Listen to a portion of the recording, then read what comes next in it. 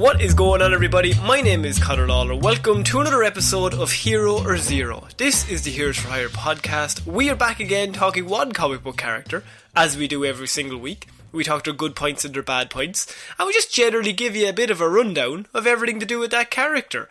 As always, I am joined by my partner in crime, Mr. Shaun Meehan. Shaun, how is it going? I've started rereading the Clone Saga from the start, so enjoy and some coming Hero or Zeros. I'll be honest, Connor, first couple of issues, absolute breeze. Yeah, easy peasy. The next 100 or 200 issues might be a bit different.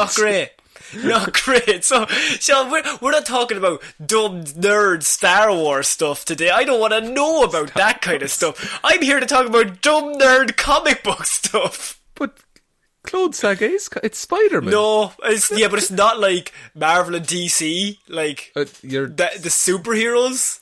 Connor's very confused. Yeah. I saw him get hit in the head earlier. I don't know whether that has anything to do with it. He's forgotten what this show is about, which is where we take one comic book character every single week, give you a bit of a rundown of everything to do with that character, good points, bad points, everything in between. Connor normally takes DC characters. I take Marvel characters, which are comic book characters, Connor. Are they? Yeah, are they comic? They're very good ones, in fact. The Clone Saga, that's Spider-Man. Yeah. Is Spider-Man in Marvel? You know Tobey Maguire? Yeah. The very same man from Seabiscuit, yeah. The man from Seabiscuit. Not the horse from Seabiscuit, mind you. No, the man. No, I knew you'd know who that was. Oh, that's the horse, of course. But it is your week this week, Connor. It is. So I normally do DC characters, and so this week I decided to do a character. By the way, I'm not that dumb. I just want to make that clear. But for anyone new listening, like, Jesus Christ, he knows nothing. I do know nothing. But sometimes I can read a comic book or two. Because this week we're going to be doing a character that we talked about on Monday. And Shaun, you knew a vague amount about. Oh, yes. And I'm doing a character by the name of Kent Nelson, otherwise known as Dr. Fate, to be played by Pierce Brosnan in the upcoming Black Adam film. Yeah, so the extent of what I know about Dr. Fate is... I've already forgotten what you told me on Monday. And... big blue cape, big gold helmet, correct? Yes, I suppose if you break it down, that's kind of... and that's the end of the episode. But please, so go on, this Connor. might surprise you, but Ken Nelson, or Dr... I'm going to just call him Dr. Fate, but his first appearance came in 1940, only a mere year after Batman's creation and 3 years after Superman's creation. Oh, so he's a character that stuck around then. Yeah, he has been around since the very, very start, basically. And he was created by Gardner Fox and Howard Sherman. And his first issue was More Fun Comics number 55, which I wonder what's inside them. Look, fun comics can fuck off. More fun comics. What I need is Fun Comics Plus. That's what I need. The subscription service.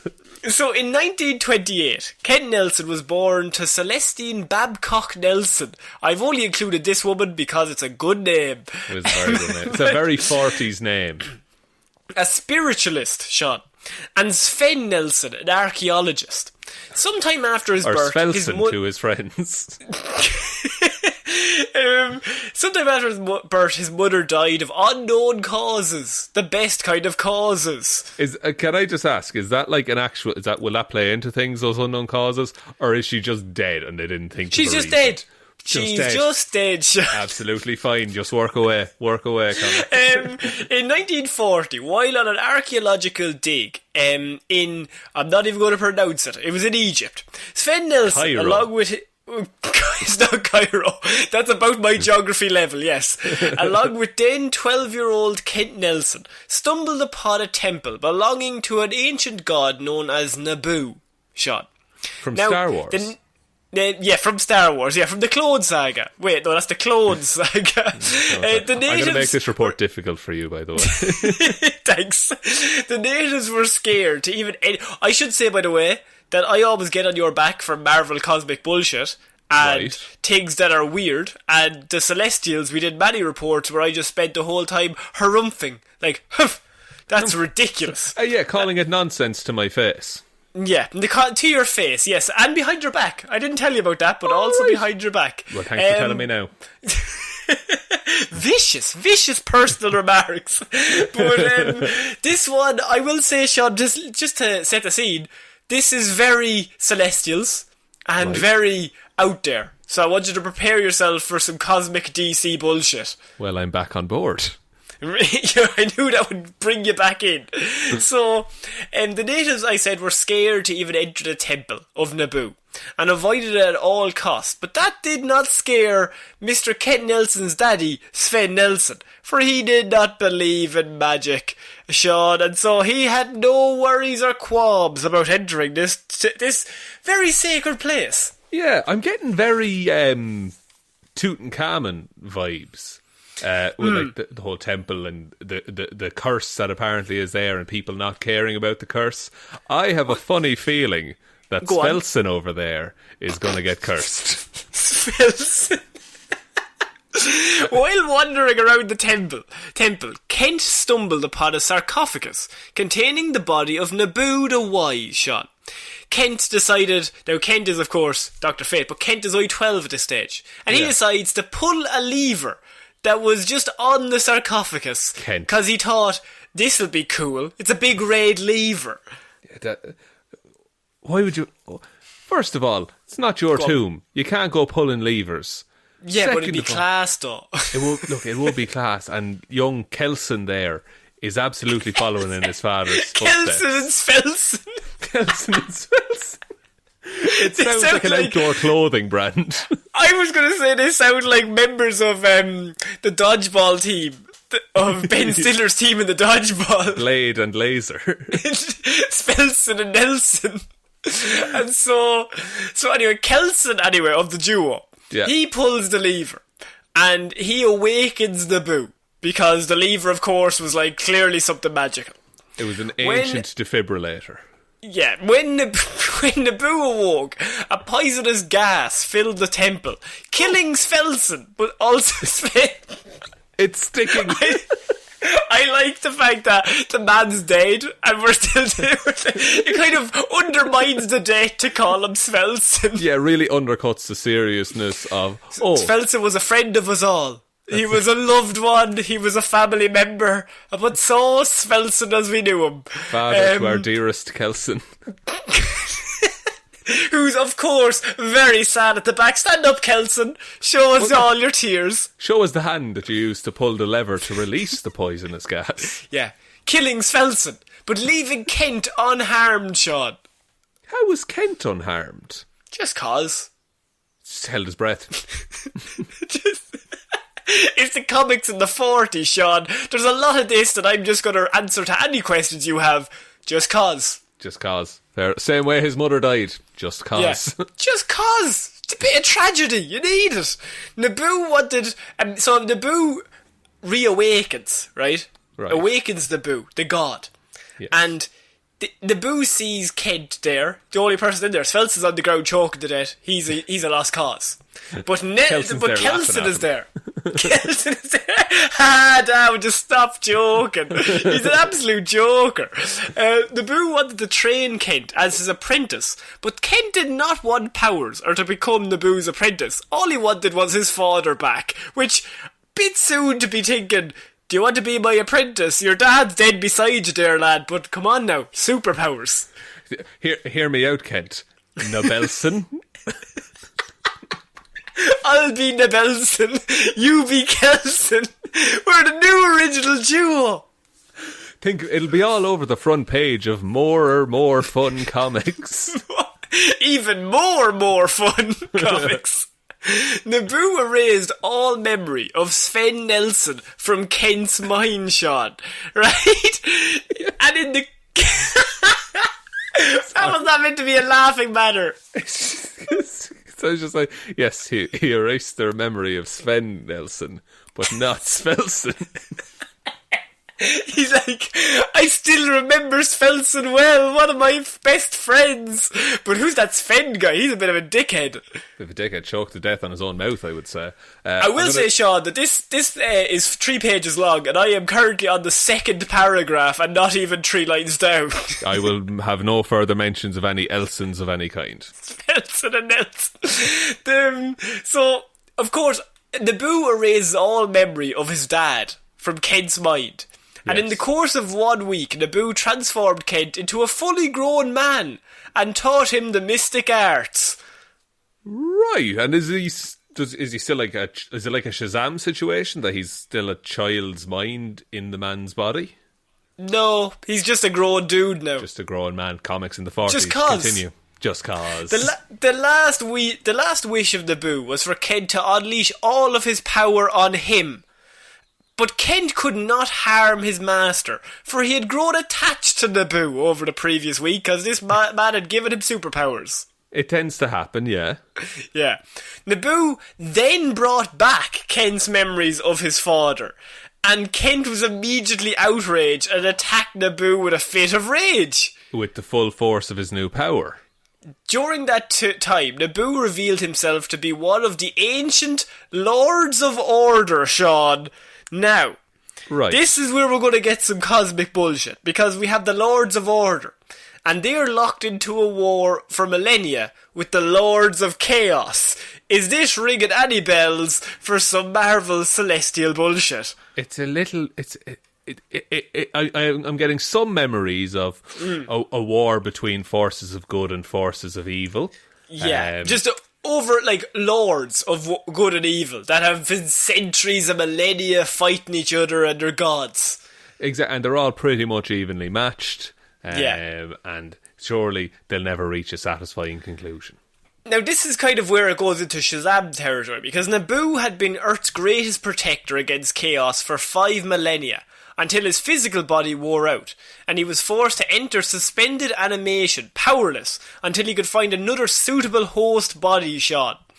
He would then create and impart a helmet, a medallion, and a cloak as symbols of his power, turning Kent Nelson into Dr. Fate, and he would serve as an agent of the Lords of Order in their never-ending battle against the Lords of Chaos. Right, so he's about as good of a good guy as you can get. He's the best guy other than the fact that he killed his dad, yeah. Well, he had to pull that lever, to be fair. To be fair, Svensson he had it coming. Svensson has had it coming for a long time, is what I would for say. A long time. The way the story goes, it reminds me very much of Moon Knight from Marvel, who ended up in an Egyptian temple and got his powers from an ancient Egyptian god who needed a new host. Interesting. Also got a fancy cloak out of the deal. Interesting. So yeah, that's just in my head as parallels there. Now, what I will say is, it's comic books. They're all the same. It's either Egyptian gods, there's something in a beaker that gets hit with electricity, and you will be turned into something, or your parents die, or your parents die and you're rich. Yeah. They're your kind of, or you're an alien. They're your kind of 4 standouts for all of them. And so what happened here was that Dr. Fate, he was basically trained by Naboo, or Kent was trained through that week to use. He became magical, right? And he gained magical powers. But then he was given the helmet, the medallion, and the cloak, which give him like the most powers anyone could possibly have, because Naboo channels all of his powers into those 3 objects. Right. So once he puts all of them on, he basically becomes Naboo. So he has god-level powers at that point. Yeah, basically. But without those medallion, helmet and cloak, he's still, like, super powerful. Yeah, he's still magic at the end of the day. Yeah. And his first adventure as Dr. Fate was when he rescued a lady called Inza Kramer from Wotan, who's an evil sorceress. Doesn't matter who Wotan is, but Wotan had captured Inza. And so Dr. Fate, on one of his first days out, he rescues Inza. The two immediately fall in love, Shaun, and together they settled in an invisible tower Kent constructed with his powers, called the Tower of Fate in Salem. Very good name. This man is 12 years and 1 week old. He is. But now he's married and he has some kids. For this sanctum, he embarks out fighting crime and supernatural evil as the hero, Dr. Fate. Okay, so he's got his Fortress of Solitude type deal. Fortress of Solitude, he's got Inza, she's backing him up, and this is 1941 at this stage, so he's just got everything he needs, and he's got a medallion that's super powerful and a helmet that gives him superpowers. He's ready to fight crime. And he doesn't stop the war at all. No, he's... Whatevs. Just cause. Just cause. Dr. Fate, he actually does get involved with the war, by the way, but that's actually really interesting of how something else gets started up, Shaun, because Dr. Fate went on to fight evil threats with his powers, along with Inza. Having locked Wotan up for good, Fate stopped these several villains, known as Magno the Mighty. He recovered and destroyed the Lost Book of Thoth, defeated 2 species of evil spacemen, and stopped the Norns. None of these people matter, but these are the kind of adventures he was having at the time, which was all just supervillains that were all like magic or aliens. Okay, fairly standard affair for the 40s, just like general out-of-this-world enemies. So Ken Nelson became dissatisfied with his current situation of being a god. Now that line isn't there, but I've added that in. And he decided to become a real medical doctor in order to save more lives on the side. Shortly afterward, Kent became engaged to his faithful companion Inza, and they spent even more time together. It's all very loving, Shaun. Surely nothing bad could ever happen to such a happy couple. I think you'll be surprised where that goes, because early in his career, Dr. Fate's first encounter with a hero of that era was the Spectre, the Rat of God.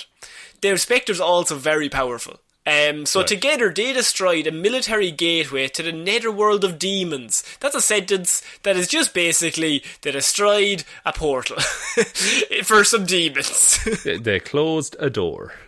They did an Avengers. That's what they did, right? It was World War II, and America was pulled into the war.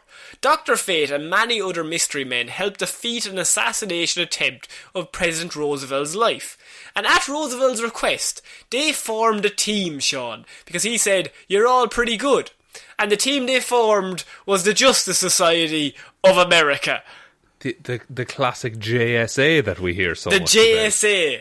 Yes, the Dr. Fate is part and was one of the founding members of the JSA, which is the Justice League before Justice League. That's very cool. I'm glad he stuck around in that case. So, he's immortal, Shaun. During this time, Kent found the helmet becoming more and more possessive of him. So rather than abandoning his battle against chaos, Kent created the Half-Helm.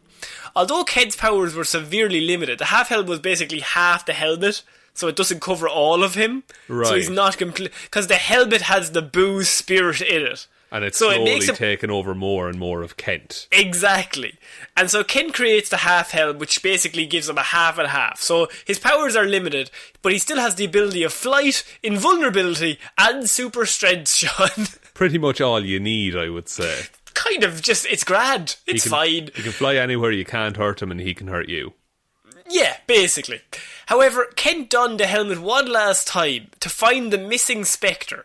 Dr. Fate discovered that Spectre was under the control of a villain named Kulak, and in a titanic battle with the Spectre, he was defeated, and the helmet of Naboo was lost somewhere in the Netherverse. So, this is in about 1945, he set up the JSA, and he's got into this battle, and he's just lost the helmet. And so, this is a fancy way of them writing him out of the comic book, Shaun, because ultimately they've created a god. Yeah, it tends to break when like your other heroes are rich boy Bruce Wayne. Yeah. It's a clever you way have of rich doing boy it, Bruce to be Wayne, fair. and you've got like the guy he can kind of run fast. You've got he's good at kung fu. She's also good at kung fu. I'm a god. Okay. Yeah, someone is pulling more weight on that team, is all I'm saying. So, at the end of the decade, he had withdrawn completely from public activities. During that time, he became a physician, as I said. And in 1963, he would rejoin the JSA, somehow recovering the helmet of Naboo in the preceding years, but we never find out how. Just cause. While his teammates had changed or gotten older, Kent and Inza's aging process had seemed to stop due to the powers of fate. So Inza has also now become ageless, so she's also immortal. Okay, that's convenient, so they can just continue being a team together. Yeah, by this time he has regained the full helmet of Naboo and with it his full magical powers, because they took him out of the comic books for years, they brought him back, and he's now just super powerful again, because it does make a good cover to be like, Dr. Fate is back! Yeah, and it's like, and it was a writer who read Dr. Fate growing up, and then wanted to do Dr. Fate again. So little is known of Fate's adventures during this period, save for the JSA's annual gatherings, because between the years of 1965, so he went missing for a 10-year span, and then he goes missing again, just appearing just very, very sporadically for another 20 years. Right. Because, once again, they brought him back as Dr. Fate, but he's still a god, and so ultimately they're like, he's missing. That's why there's a problem with this villain that we can't stop. Dr. Fate's busy today. He's just not around. He's in the invisible tower. We can't find him. We can't find him. He's invisible. And so in 1987, however, Shaun, he was brought back because during the crisis on Infinite Earths, yes, they decided to rewrite Dr. Fate and really try and integrate him more into the series. And so he'd kind of been done away with originally, but Ken Nelson was still around and he was ageless, so they could bring him back whenever they wanted. So he's just sitting after in the Crisis, he's just sitting there and they have a god. And so Kent was one of the founding members of the JLI, which is the Justice League International, along with Black Canary, Earth's newest Green Lantern Guy Gardner, Batman, Martian Manhunter, Blue Beetle, Captain Marvel, Mr. Miracle, and rounding out the team was the new Dr. Light. So that was the team that is ultimately, reading that group, they would fuck up anyone, mostly. Yeah, and that's a fairly consistent roster from what I know. You have Martian Manhunter and Dr. Fate in the same team. I think ultimately Batman doesn't need to be there. No, I think those two would have it handled. The rest of you can take a half day situation.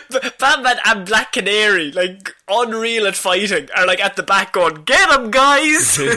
Ye two go in ahead. Batman will just be the tech guy. He'll just stay in the office and wire up the computers. And Black Canary's I was literally just about to beat him up before you put him into a different dimension, Dr. Fate. I was literally about to kung fu him to death. Teamwork. We're thinking the same. We're thinking along the same lines.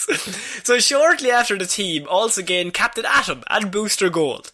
During his time with the Justice League, he helped them to stop Grey Man from destroying the world, and at the end of that case, Fate retired into space to meditate on the situation, Shaun. We don't know what to do with this character now. To space also, with him. You just have him, and they're just we can't have this, this is the problem with, in the 40s, they just gave a superhero so much powers, Superman has every power ever. Yeah. And so then you run into the issue of, how do we have this hero still here, or still around, when all the other villains are now, a different level? Yeah, where is the threat anymore? And so where the threat came in was that by the late 80s, the war between chaos and order had been growing, Shaun, quietly in the background. That was the 80s. And of course he's meant to keep the order. And so chaos is now coming back. And Kent realises that it was a villain named Yali Kuga, who, by the way, there's so many villain names in this, don't worry, you'll never hear of them again. They're good. just created for Dr. Fate. Excellent. They're fodder for Dr. Fate. Yeah. So the strain was so enormous on Kent and Inza that it caused them to age rapidly. Ooh. By later that year, the strain was unbearable on Inza, so she committed suicide to relieve the strain on her body that it was being caused, basically, because they all aged up. That's rough, man. Yeah. Her suicide devastated Kent, as it would, and nearly caused him to commit suicide as well.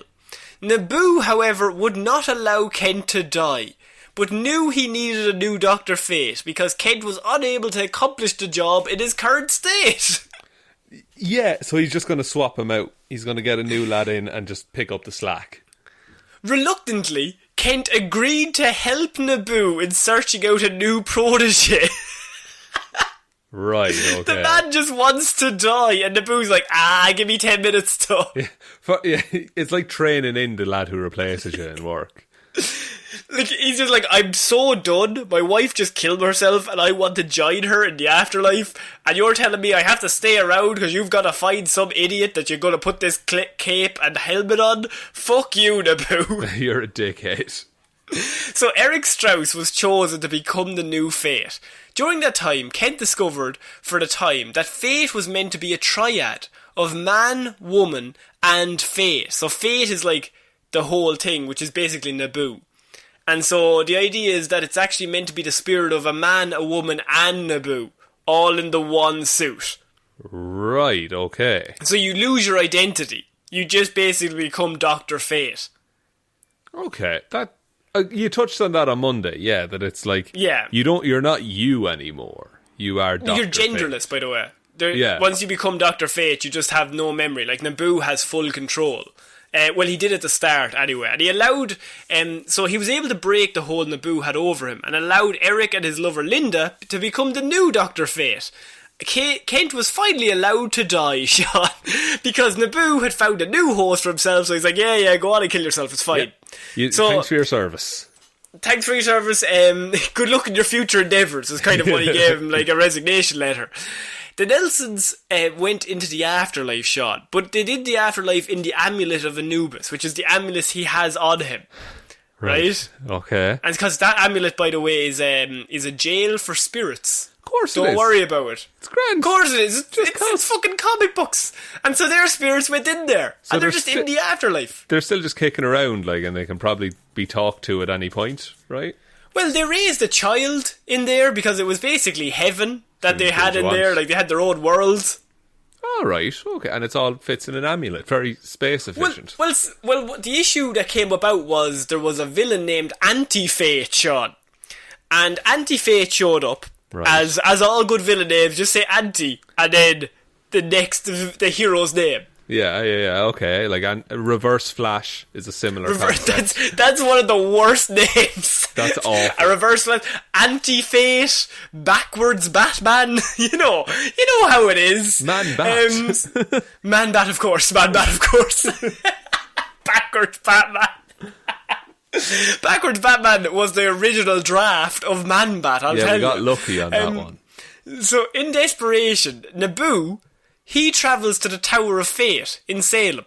And so he basically has turned up, and he's turned up in his own amulet, and is like, look, lads, the new guy, he can't handle Anti-Fate. I'm going to need you to get back in the game, Kent. Back in the game with you and Inza. One last job, you're back in. I've already got rid of this Eric guy, he's a bit of a dickhead. I was with you for so many years. This new guy doesn't know how I work. He's a bit of a liability. Not a good fit for me. He's not a good fit for the company, is what he said. So he goes into the tower to basically, like, bring back the 2E. But, like, Naboo is so powerful that he can go into the spiritual world as a spirit. It doesn't matter. He's just, like, ultimately one of the most powerful beings ever. Yeah. And so he brings back Kent and Inza from the dead, Shaun. Right, okay. Good. Like that. Yeah. Love that for them. Love that for them. And so they bring the two of them back, but it's mostly because, Shaun, that the JSA was being re-established in comic books at the time. I see. And they had to find a clever way to write around the fact that they'd gotten rid of the original Dr. Fate and he had retired and died. So it all just neatly meshed together. That he's back now. You know, it's just cause, Shaun. They'd set up the JSA, they're like, we can't throw this fucking Eric guy in. Yeah. Nobody likes him. No one likes Eric. When the JSA re-establishes itself in the modern age of heroes, Dr. Fate is among the members who return. Though he's become increasingly erratic and withdrawn from society as he was dead, he still commits himself protecting the Earth against supernatural threats. As Dr. Fate, an enemy seeking out to put an end to the Lord of Order, puts in motion things that will destroy the bond between Kent and his wife Inza. So a villain is now trying to destroy the bonds between the two of them. So they can't use the full Dr. Fate powers no more. The intent is to ensure that once Kent knows the fate has caused the loss of his love, he will no longer be willing to host. He'll no longer be a willing host for Naboo. Right. So it looks as good a plan as any, I suppose. It's just like, Naboo didn't. He's after causing your marriage to break up. You better give up the helmet so I can cause some havoc, kind of thing. Yeah, I look after Naboo for you. You look after Naboo. You give me that helmet. I'll look after him for you. Dr. Fate realises in time and he saves Inza. During this time that Nelson faces a threat that the power of order alone is not enough to hold the day, Dr. Fate must fuse with his wife so that he has the power of life and love as well in the suit from now on, Shaun. And he becomes a bit like the two of them together with Naboo is way more powerful than him alone in the suit. Kind of thing. Okay. Bit of a weird living situation, but I get it.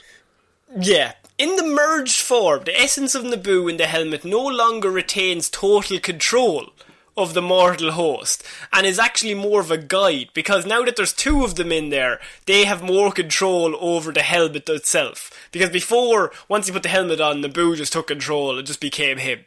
Oh, okay. So it kind of works out better that they have some level of like, oh, we can do what we want to do in this.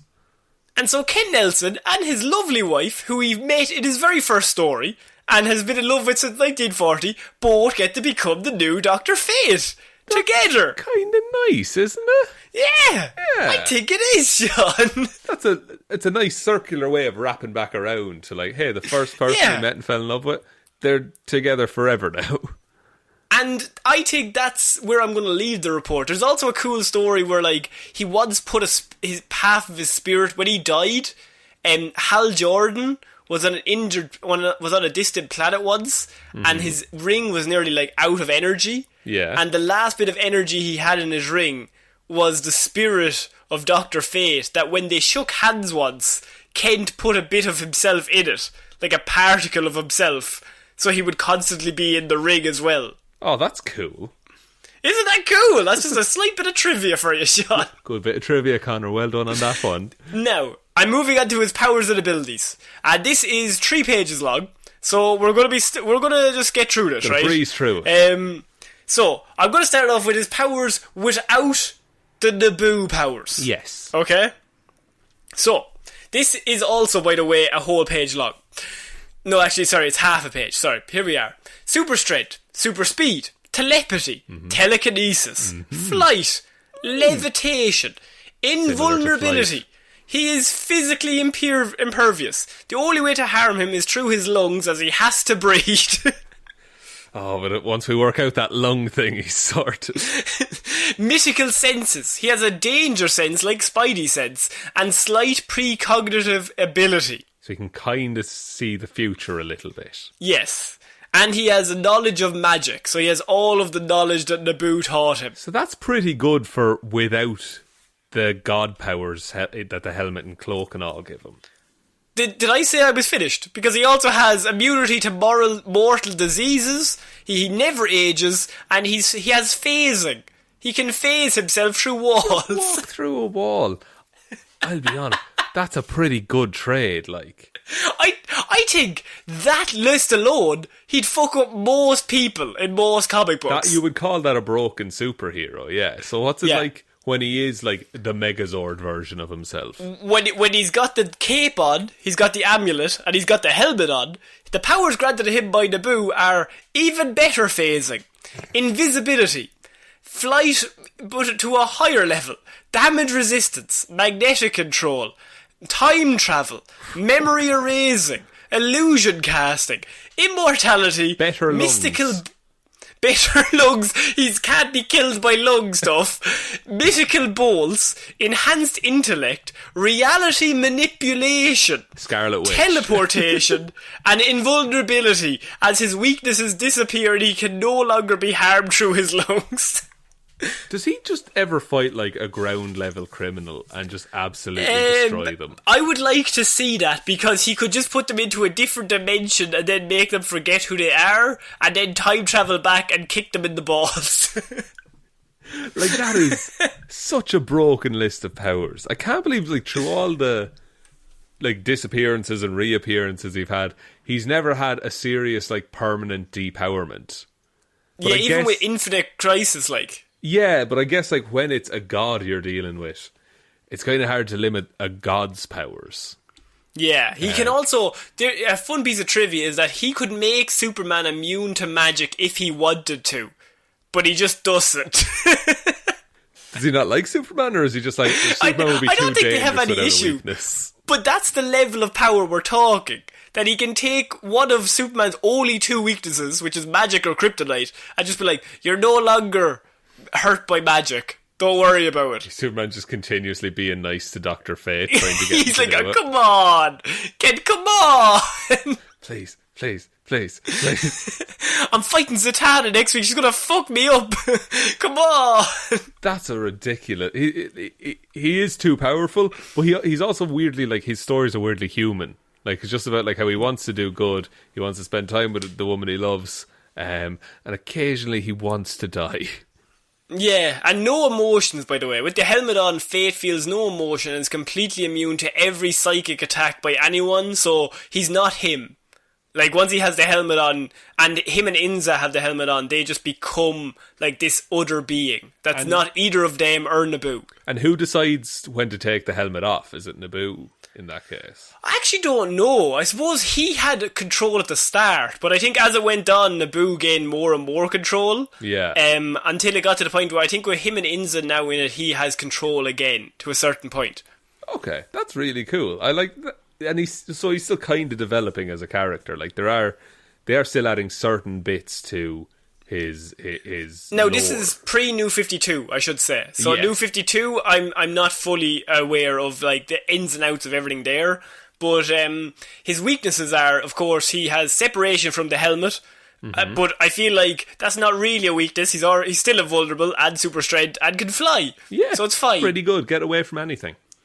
He can be attacked by gas attacks, I suppose, right. At that point. Same thing that did in Svelson. Yeah, after long mystical battles or casting powerful spells, Fate's power could be depleted and needs to be restored. He needs to restore his mystical energy. Okay, so he's got some level of like a limit that he can hit. And as for his equipment, he's got the Amulet of Anubis, Cloak of Destiny, and Helmet of Fate, which I think are 3 great names for those 3 items. They really are. They really they nailed those the first time, I think. So that is who Pierce Brosnan will be playing in the Black Adam film. It's a lot of charisma that man will have to use to make that character not ridiculous. Yeah. Like, because you have to carry that character a certain way. That character has to interact with the world in a very specific way where, like, he cares about it, but he's also kind of above everything, isn't he? Yeah, like, he could just change the world. Like, he would just move dimensions if he wanted. So, if you're like, if you're like robbing a bank and you're like, give me all the money, and he turns up, he's very unbothered. But also, I think Naboo has a bit of a sick streak as well, so he would want to harm people. But he's also just completely emotionless, so he's just kind of like, yeah, I'll just take apart your whole body and just wipe your mind so you don't remember any of your loved ones. You're inside out now. It's fine. Don't worry about it. He's like Doctor Strange, but like on multiple steroids. Okay. Yeah. That unreal. I'm actually excited to see him in Black Adam now. I think that I'm interested to see what they do with the character. He'd be the one hero that would be able to fight Black Adam or The Rock. Yeah, and like actually stand a chance.